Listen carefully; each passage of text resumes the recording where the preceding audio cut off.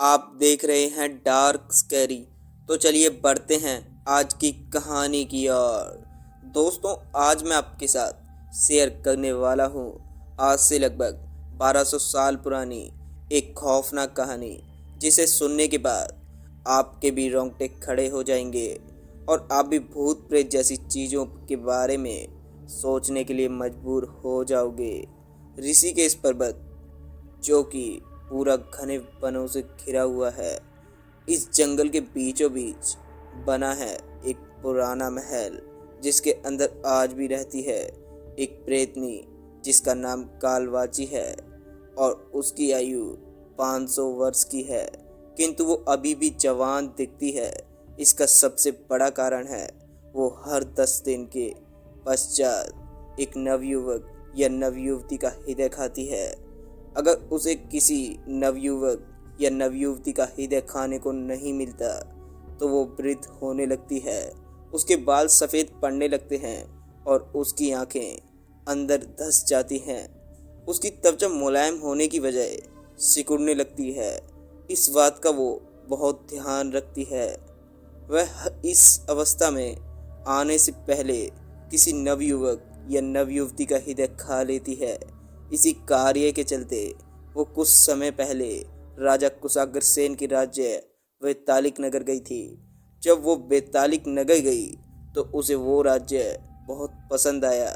उसने सोचा क्यों न कुछ दिनों के लिए इसी राज्य में रुक जाया जाए, मुझे यहाँ आसानी से किसी का भी हृदय मिल जाएगा।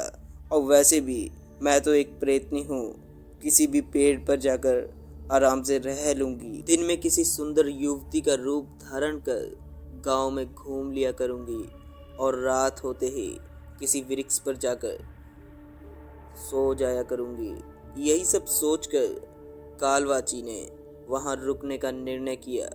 अब वो वैतालिक राज्य में रहने लगी और उसे वहाँ पर बहुत ही ज़्यादा आनंद आने लगा। उसे आसानी से किसी नवयुवक या नवयुवती का हृदय प्राप्त हो जाता और उसकी हत्या कर उसे आसानी से खा लेती। इसलिए जब भी उसका मन करता तो वो किसी को भी मौत के घाट उतार देती और उसका दिल खा लिया करती थी। अब वो स्वस्थ होने लगी और वो दिखने में अब बहुत ही ज़्यादा जवान लगती थी। उसे यहाँ पर खाने की कमी नहीं थी, किंतु जब उस राज्य के राजा कुशाग्रसेन को यह पता चला कि उनके राज्य में आए दिन किसी न किसी की मृत्यु हो रही है और इतने प्रयासों के बाद भी हत्यारे को अभी तक बंदी नहीं बनाया गया, तो उन्हें चिंता होने लगी। उन्होंने तब अपने माता पिता से इस विषय पर बात की, जिस पर उनके पिता ने उनसे कहा, पुत्र, तुम्हें इस विषय में ज़्यादा गहराई तक जाना होगा, क्योंकि हत्या करने वाला कोई साधारण मनुष्य तो नहीं हो सकता। नहीं तो अब तक सेनापति और गुप्तचर उसका पता लगा चुके होते। इस पर उनके बेटे राजा कुशाग्रसेन ने उनसे कहा, आप ठीक कह रहे हैं पिताश्री, मुझे खुद ही पता लगाना होगा ये कौन कर रहा है। तभी कुशाग्रसेन की माता ने कहा, मुझे संदेह है। जिस पर कुशाग्रसेन ने कहा, कैसा संदेह माते? और उनकी माता ने आगे जवाब देते हुए कहा, मुझे लगता है ये किसी भूत प्रेत का काम है, क्योंकि साधारण मनुष्य ऐसा काम कदापि नहीं कर सकता।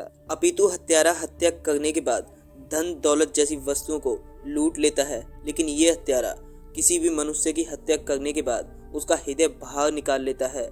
जिस पर कुशाग्रसेन ने उनसे कहा, ऐसा कुछ भी नहीं है माते।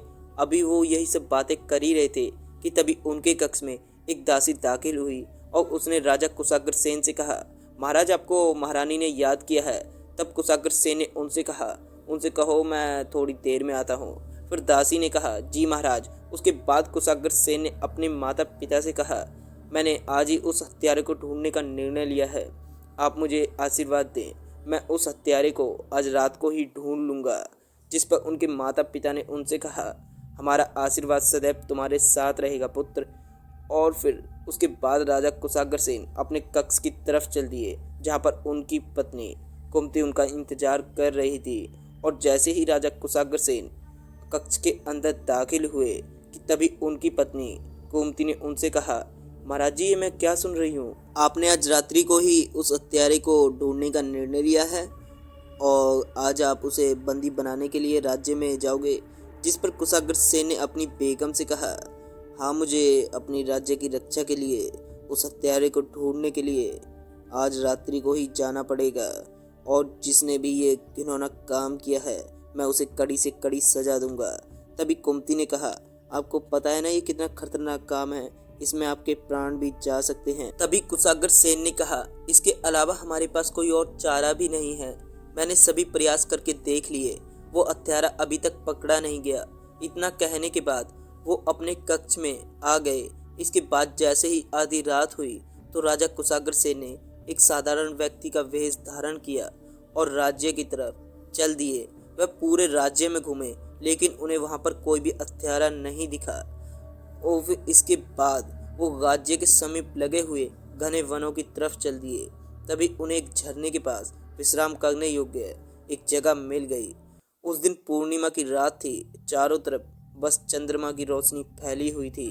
इसके बाद वह स्थान पर गए और वहां जाकर कुछ लकड़ियां इकट्ठा की और 2 पत्थरों को रगड़कर उसमें आग उत्पन्न की और फिर उसके पास बैठकर विश्राम करने लगे। वह रात भर सोए नहीं, बस उन्हें किसी आवाज की प्रतीक्षा थी, लेकिन वहां पर ऐसा कुछ भी नहीं हुआ। कुछ देर बाद उन्हें गहरी नींद आ गई और वो उस पेड़ के पास बैठे बैठे सो गए। और जब थोड़ी देर बाद कालवाची अपना भोजन करके उस वन के पास लौटी तो उसने देखा जिस वन पर वो विश्राम करती थी, आज उसके नीचे एक सुंदर सा युवक बैठा हुआ था। आग की रोशनी की वजह से राजा कुशाग्र सेन का चेहरा बहुत ही सुंदर दिखाई दे रहा था। कालवाची उस युवक को पहली नजर में अपना दिल दे बैठी। वो पूरी रात राजा कुशाग्र सेन के पास बैठी रही और उन्हें निहारती रही।